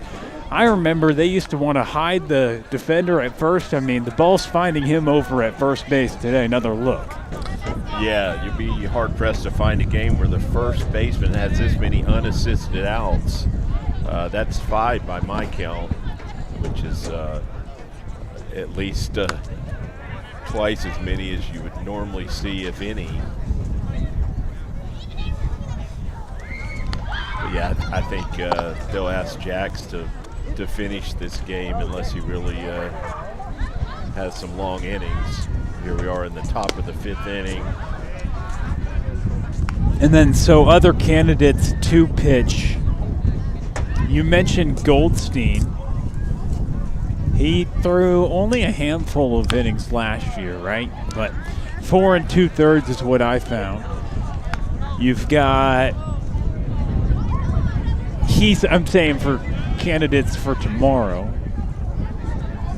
You had Caleb Evans throw on Monday. He had a pretty good effort, but hey, Jack Swenson is having a good effort. What a clean inning of work and efficient manner for him. Yeah, made quick work of the Titans right there. And again, I think Jax may finish this game, especially if he has another 9-pitch inning like he did right there. But Mustangs have plenty of arm. We saw 5 of them roll out on Monday, but I saw kids pitch in a scrimmage a couple weeks ago that we didn't see Monday. You haven't even seen yet, right? Yeah, I know Nomar Torres pitches. I was impressed with what I saw from him in a scrimmage. And then Montez looked good Monday. Yeah, Santi Montez will get some time on the mound. No shortage of pitching. And you mentioned Caleb Evans. I felt like he was as impressive as anybody on Monday night. Punched out the side, right? I believe so. And I won't be here tomorrow, so I probably won't get to see Caleb pitch, but I certainly look forward to seeing him pitch more as the season progresses. Okay, yeah, Reed Wyndham. That was another name that I saw pitch for the JV last year and pitch effectively. I thought we might actually see him today. Said he had a few innings last year on max preps as well on the varsity side. I think he pitched early in the year in tournament games where you need extra arms, but this Mustang squad has just an abundance of pitching talent. I think legitimately, and it may be premature to say this, but I think there's at least 5 or 6 pitchers for the Mustangs that would be a 1 or 2 starter for most of our opponents. And that's why I wonder if these tournaments is time for Coach Webster. You know that Luke will be your starter.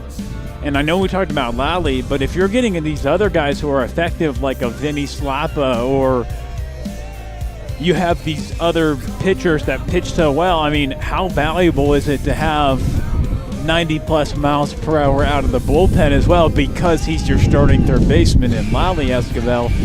That could be another thought, right, to maybe have him just be a closer. I mean, I feel like that's basically what Lale did last year, right? Yeah, but it's also like he could be valuable as a starter. It's tough to understand and know, but there's not really, I mean, closer in high school baseball is a little bit different. I mean, you're probably going to be going multiple innings, right, it's not 3-inning shot save situation a lot of the time. Yeah, he had some of those 1-inning saves last year, but a lot of times you are asking him to get more than 3 outs. But the hottest hitter for the Mustangs right now, Connor Ray, is in the box, and he's really just been sending line drives and rockets all over the ball field. Yeah, this man has been impressive. Connor Ray at the plate. He's 2 for 2 today. He's driven into. He has a triple, home run, and double so far at the Raider Invitational. So what's been impressive is he's really used the whole field. He hit that home run to right center yesterday. He's got a hit to, actually got a double to left today, another single to left today, and in the opener on Monday. With the triple, he had to give him the triple to left. Triple, okay. Yeah. Don't want to short him, right? Right. In the opener on Monday, he hit a ball to center field about 380 feet off the wall. It may have cooled him off, all this talk. Left side. Well, Ray has had definitely one of the best starts to the year for an offensive player. He's got a hit in every game.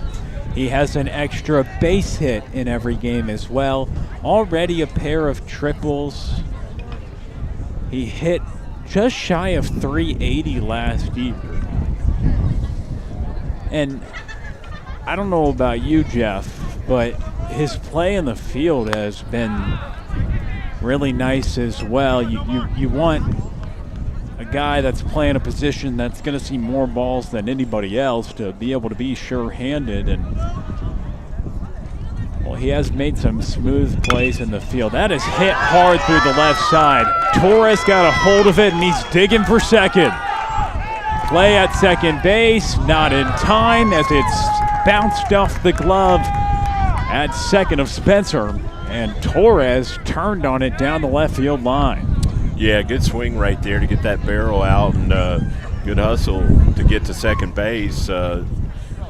Close play, but always nice to get that runner in scoring position.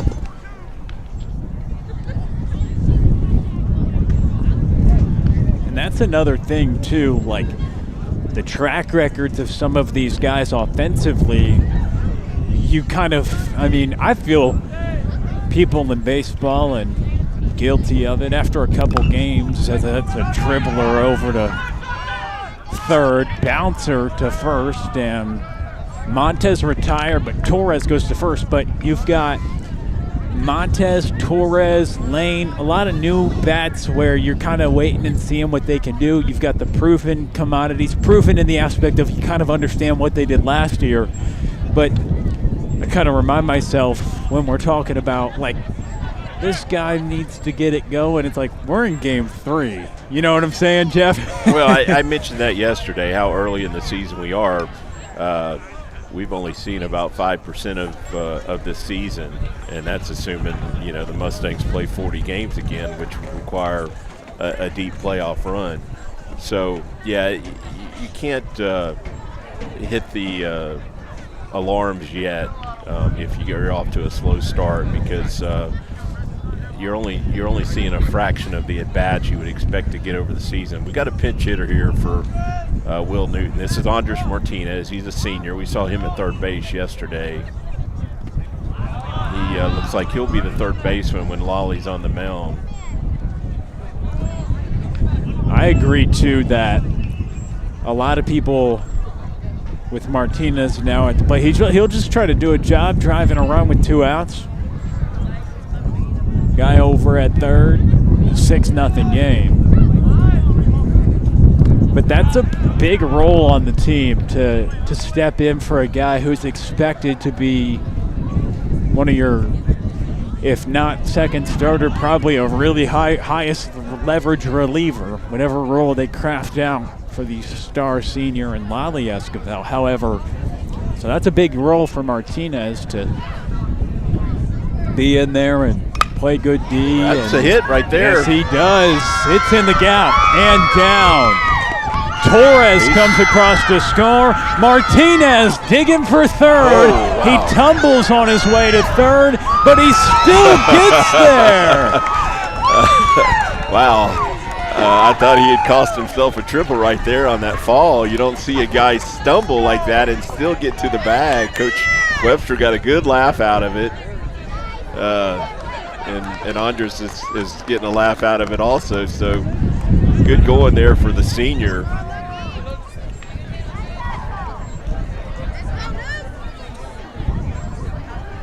So it rolls all the way to the wall. Yeah, if my memory serves correct, Andres came up last year during the playoffs. He had been on the JV team most of the season and actually saw action as a pinch hitter, and I think he got called on to bunt in a big spot. So it was fun to see a guy get his opportunity and have a big hit like that. So 3 triples already for the Mustangs this season. I mentioned they already have a couple of home runs as well. Luke Esquivel. And we should mention he went 0 for yesterday, but he did really square up a ball to the outfield yesterday. He got even a better hold of one today, but it kind of died out there.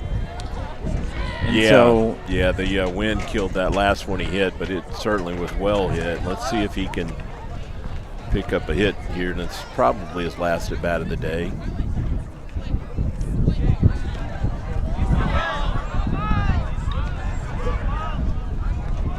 So Grapevine,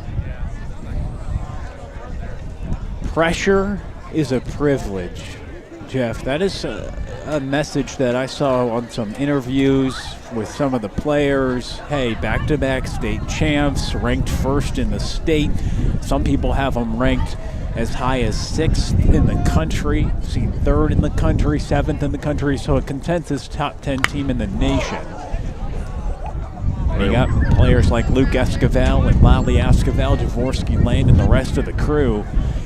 But they say that pressure is a privilege, and I guess there is pressure because there's such big expectations.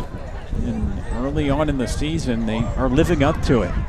Yeah, I think I heard that quote actually from Coach Webster also, and it makes a lot of sense. You know, you put 2 state championships on the mantle, and you certainly raise the bar, but that's where you want to be. You know, you that pressure means you've had great success, and the team has put that laid that out there again. They're not going to back away from it. They've said, hey, you know, we're out to get another state championship. I saw that an interview with Gianni Corral, and he said, of course, that's well hit. We'll see if the wind keeps that one in. That's going foul, though. Boy, I said he got a hold of it. I said no one would hit one out, but if that was fair, that had the distance to clear it. Just a little bit out in front.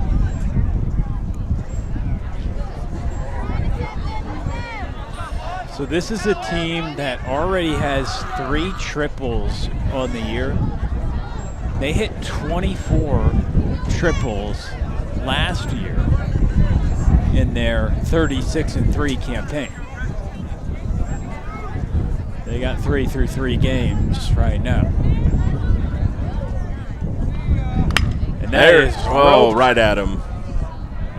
Luke Esquivel. Well, He's finding barrels, but it's finding leather, and we continue things 7-0. You know what, Jeff? Sometimes when players slump, we'll talk about that when we come back.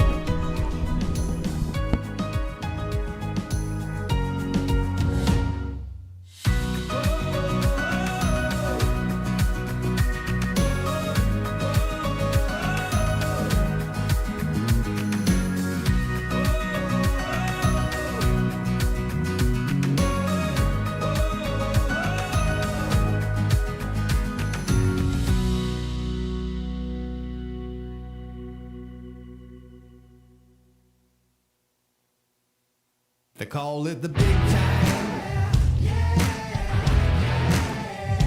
Got your name in lights. Now you're gonna shine. Got 'em in your sights.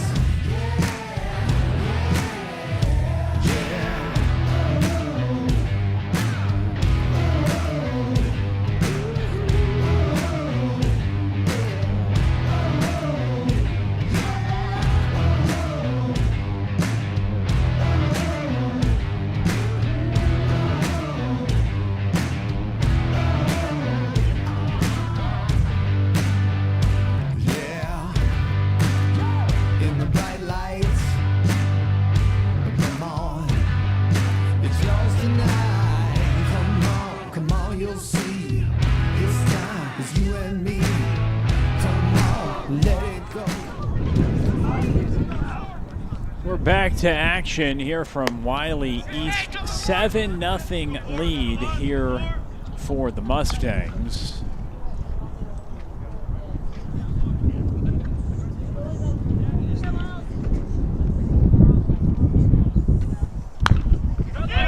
That is right back to the lefty. He throws it on to first in time.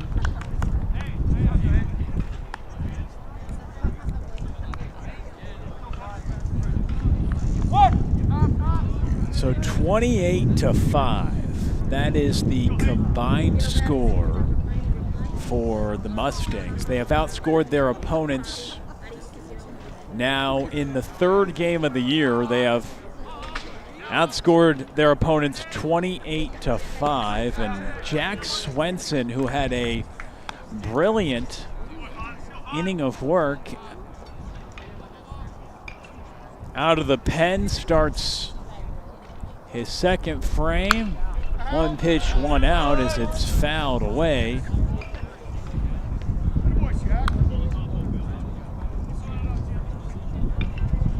With Hayden O at the plate, he's 0 for 2.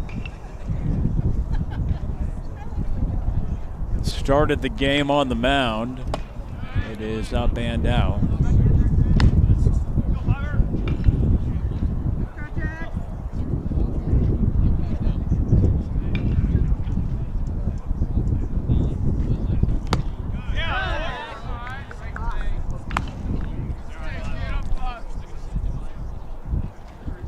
The top of inning number 6, a 2-2 count here to Hayden O, and that is gathered by Lale Esquivel in foul territory.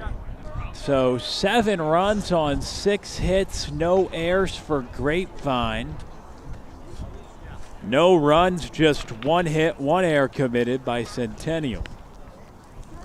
But Swenson, an inning and a third of action. It was the starter, Vinnie Slapa. 4 innings, 1 hit, no runs, 3 strikeouts, 1 walk, a quality start. And so one lefty gives way to another.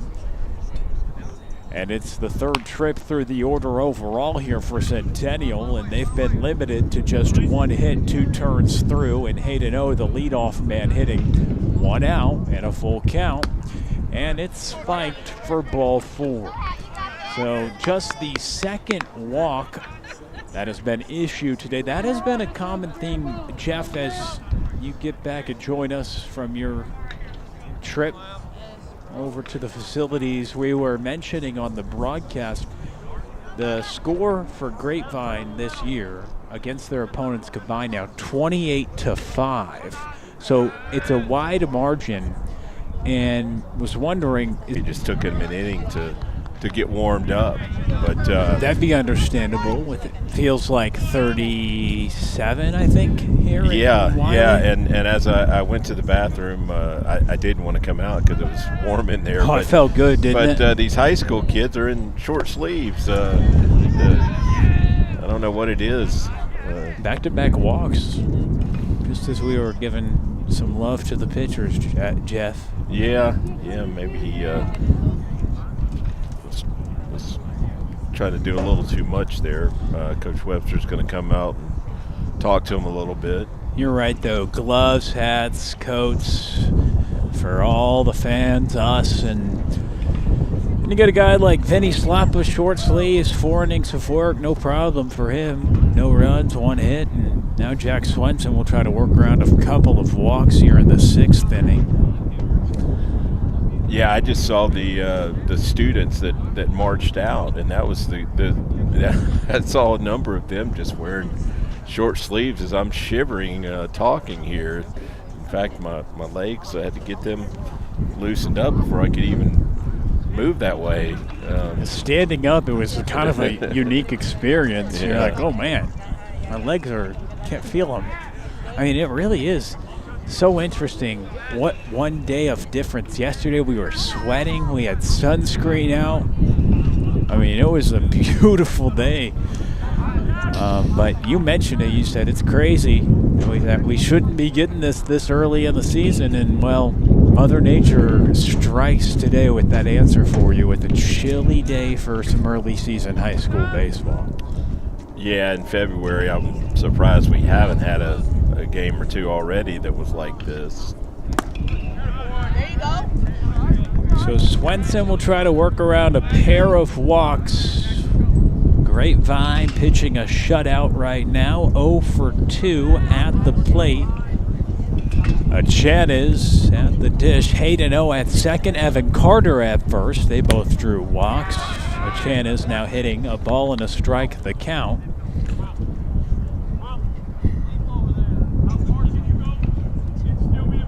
See, we get a double play right here and get out of the infield. We hadn't turned one over today.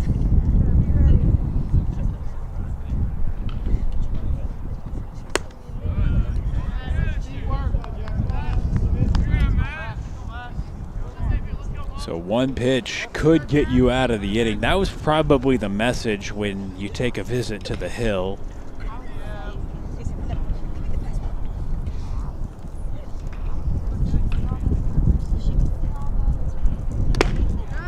Called for a strike. Giannis, the 3-hole in this order. Frisco, Centennial.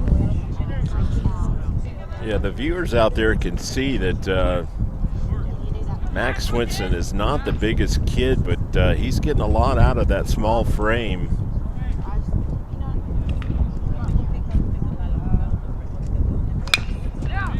Right back to the lefty. He'll make another play. On to first in time. There's 2 outs.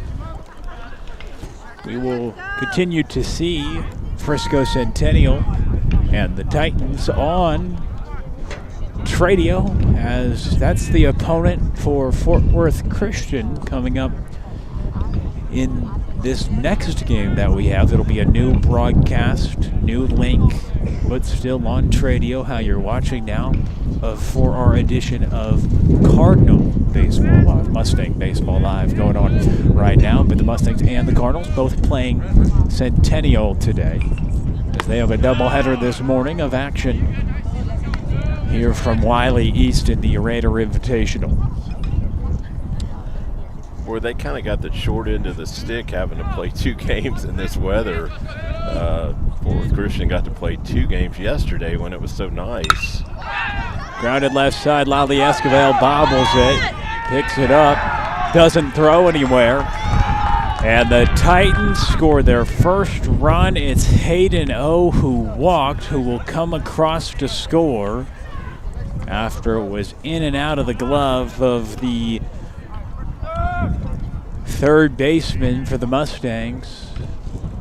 And it will make it a 7-1 score here with 2 outs in the top of the 6th. Yeah, Lale just had a tough time getting a handle on that ball. It's certainly a play he would expect to make about 95% of the time.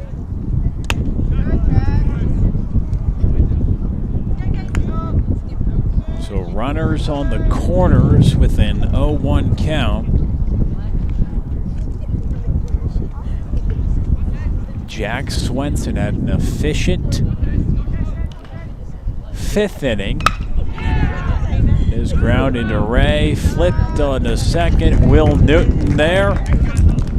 And the side is retired on the ground out by Cox. So the Titans score their first run. They do it on an error. It's still a 6-run lead for Grapevine.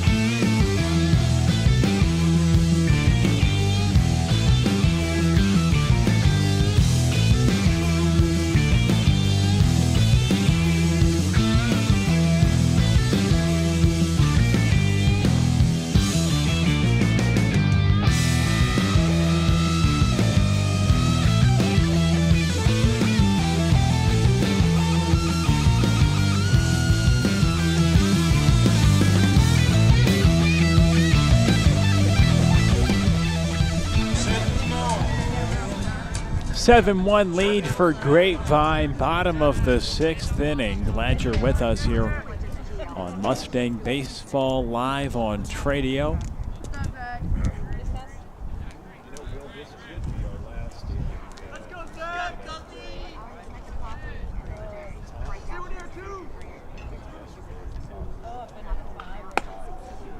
I know, I thought that, but it didn't seem like that played out in that next game. That's what I was told on pretty good authority, I thought, from somebody running here. But because think about this aspect of it, if they would have called it on time and you're already up by 6, would they have just called it then? You know, if they're going to let them hit. But I know what you mean. Maybe it's you just can't start another inning. I don't know. It's hard to figure it out in these tournaments because it's like if the result's not in question if it's the last inning, right?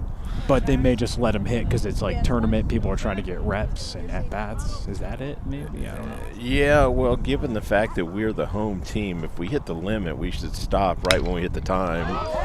Right. Then that is what happened yesterday. It was in the middle of an at-bat. So it might be a hard stop if the home team's hitting and they're winning. Correct. But if it's just the inning's over and they can't start another inning if another team's maybe trying to come back, I don't know. Yeah, I think obviously if the other team is hitting and behind at the time they hit the limit, they would at least give them 3 outs. Okay. Yeah. So we'll see. Oh, first one retired.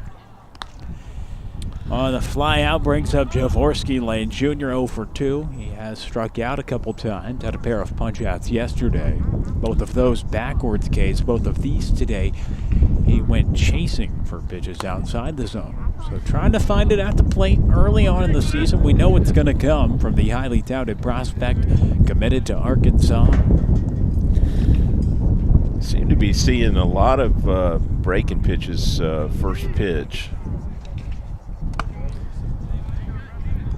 And for a guy who's played for Team USA for the last 3 years and been a big fixture on the national stage and going up against different levels of pitching at times here in high school baseball. Some guys can really bring it, other guys. There's a hit. There we go. To the left side. Good job getting the job done.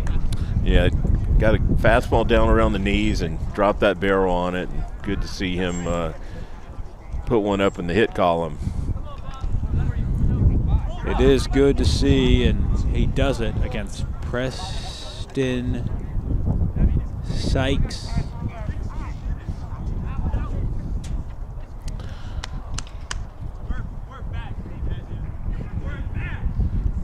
Yeah, we're going to give Gianni a little bit of a rest here and get a pinch hitter. See if we got Tradio's got it. Jackson Papadakis. I saw his name on the roster, and first thing I thought of was Papa Giorgio from one of the Chevy Chase vacation movies, Vegas Vacation. So Papadakis? Papadakis is his name, yeah. Okay, Papadakis at the plate. He came in and ran yesterday for a moment. Lane takes second. So Lane with a nice hit. We were going on to say, like, a guy like Sykes throws with low velo. It forces a high-level hitter like Lane to stay back, but he got the bat around and drove it through the 5-6 hole on the left side. A solid piece. I think it was the only fastball that Jorvorskie saw in that at bat. He came at him with 3 breaking pitches early. And this is a right-hander that just doesn't, the fastball velocity isn't that high, so it really forces you to stay back and be patient. Yeah, their starter Hayden O had decent velocity, but definitely more of an off-speed guy right here, and even his fastball looks probably in the 75 mile per hour range, if you can believe that. These days, that's really low for high school baseball. These days, that used to be fast, Jeff? I just feel like the velocity's picked up all around. So Papadakis will drive in Jorvorskie Lane Jr. as he rips it through the left side, and that is the ball game. So Jackson Papadakis comes in and walks us off as Grapevine goes up by 8, and that after 6 will end the game. Yeah, I got to see Jorvorskie show off his speed right there. They had no shot getting him right there at the plate. So good to see Lane get a hit, and Grapevine takes the victory. An 8-1 final, so they go up by 7. So it must be 8 after 5. I think we hit the time 6. limit. I think we hit the time limit. Probably time limit during the AB. They let the AB see through. And yeah. Either way, it's an 8-1 win, right? Yeah, another convincing win for the Mustangs. And while the hitting did have its moments today, just another dominant pitching performance for the Mustang pitching staff. We'll talk to you in about a half hour. It'll be a new link, new stream. Will be for Cardinal Baseball Live as Fort Worth Christian gets their crack at Frisco Centennial. 8-1 final, Grapevines 3-0.